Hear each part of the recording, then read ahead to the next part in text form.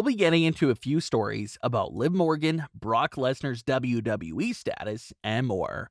So let's take a look at some of these stories, starting off with Brock Lesnar. Brock Lesnar has been WWE's biggest attraction since his return in 2012. After finishing up his UFC career, Brock Lesnar started to consider a WWE return. And that's reportedly when all the contract talks with the WWE started to take place. Brock Lesnar knew the WWE route would be more safe because his body wouldn't be taking that much of a real beating anymore like it did in the UFC. Brock did have one condition from the UFC that he did want to bring over to the WWE, and that was working extremely limited dates and have several months off in between matches. That's something that happens all the time in the UFC schedule. So it looks like Brock enjoyed that light schedule and wanted to bring it over to WWE. WWE obviously complied with Brock's terms, and that's what led us to seeing his historic return in 2012 when he interrupted John Cena. From that year on, Brock Lesnar picked up from where he last left off at in the WWE and quickly became their biggest attraction, especially with the fact that Brock Lesnar made a name for himself outside of the WWE. It brought all of Brock's fans back to WWE to watch him compete. Brock had a lot of success over those next few years. He ended Undertaker's WrestleMania streak, he won the WWE championships countless times, but the only thing that started to change in recent years was some of the fan reactions towards him. Don't get me wrong, Brock Lesnar still has a lot of passionate fans, but there's a large portion of fans that have started to grow tired of Brock Lesnar. They're tired of Brock Lesnar's hyped up Raw appearances being 3 minutes long, with him just jogging in place and his short pay-per-view matches. It's not that Brock Lesnar is a bad talent, like we said before. He's highly gifted and the biggest attraction.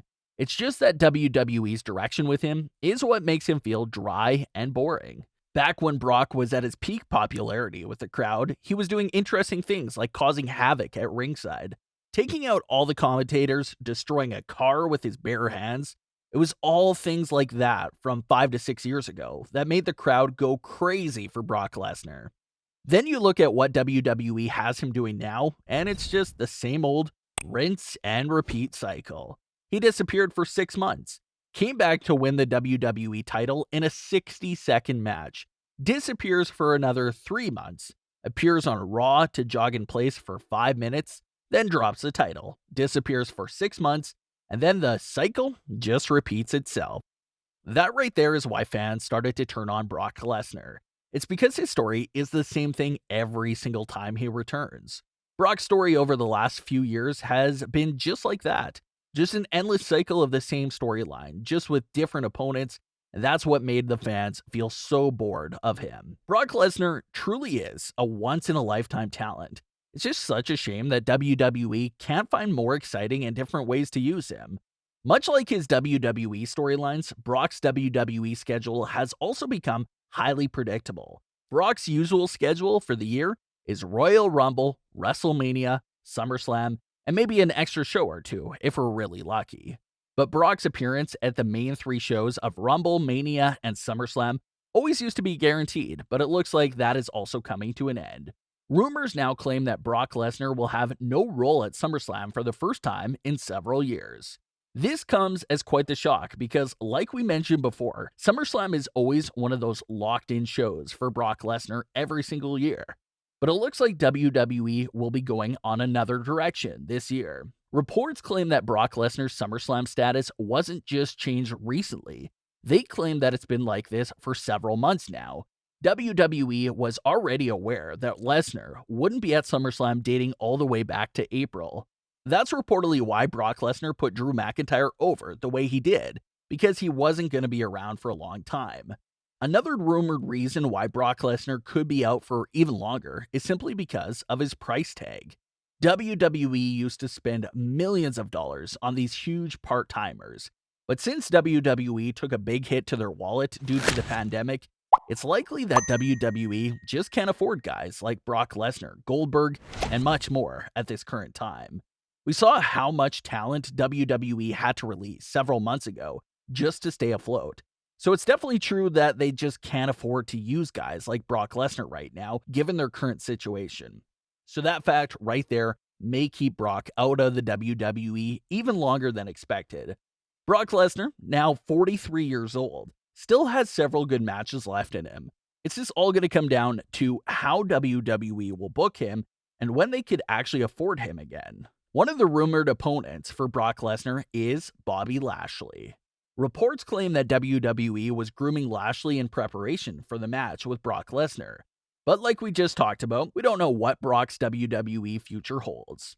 Lashley continued to add more rumors and speculation to the matchup after he tweeted this message for his birthday. "Thank you everyone for the birthday wishes. Same as last year. My only wish is for Brock Lesnar to finally get in the ring with me." So we'll have to see if that dream match will ever happen down the line. Even though Brock Lesnar may be gone this time around for a really long time, chances are that he will likely be back in the WWE at some point. It just all comes down to what WWE will do with him when he returns. Like we mentioned before, it seems that WWE's only idea for him is to be in the WWE title picture 24/7. But it'll be nice to see him in a personal feud that doesn't involve the WWE title. I get that he's a prize fighter, but it's just getting to the point that all of his matches are WWE title matches, and I think that's where some of the fans' burnout could be coming from as well. So we'll see how WWE handles Brock Lesnar going forward. This is a great time to remind you to subscribe to the channel if you haven't already. A large percentage of our viewers still aren't subscribed, so if you enjoy what you see, make sure to hit that subscribe button below. Let's get back into it. Next up, we have a few stories about Liv Morgan. This whole situation started when WWE posted a GIF from Extreme Rules 2014. At that time, Liv Morgan was still in her very early development days and was just sitting in the front row as a fan. Majority of fans were surprised to learn that Liv Morgan was actually in the front row for that and can easily be seen if you take a look back at that show. Liv took to Twitter to respond to all the Extreme Rules 2014 GIFs and had this to say about that show. "I was sitting in the front row. This was my last event I went to just months before I started, and I loved this match." So it's interesting to note that this was Liv Morgan's last official show as a fan. Liv would end up making her debut the following year in 2015. Liv also went home with another story to remember for a lifetime, and that was Triple H's entrance. All WWE fans know how Triple H's entrance goes. He grabs a water bottle and does his signature water spit before entering the ring. Liv Morgan said that Triple H's water spit got all over her shoes and all over everyone in that section.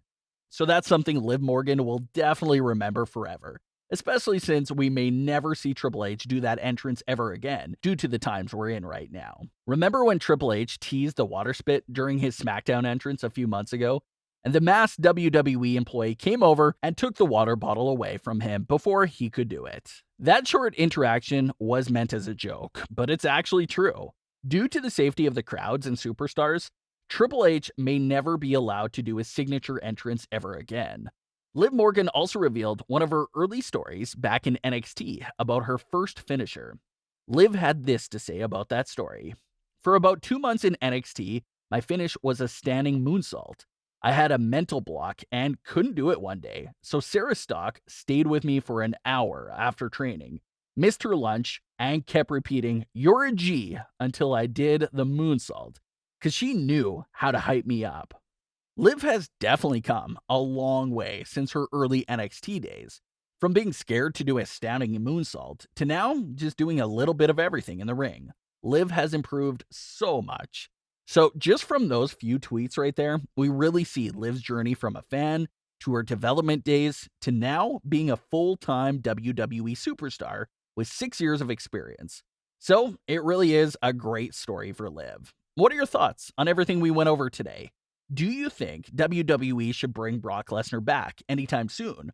Or should they keep him away for a while? And what do you think of Liv Morgan's Triple H story as well? Leave your comments, don't forget to subscribe, and leave a like if you enjoyed. Thanks for watching, guys.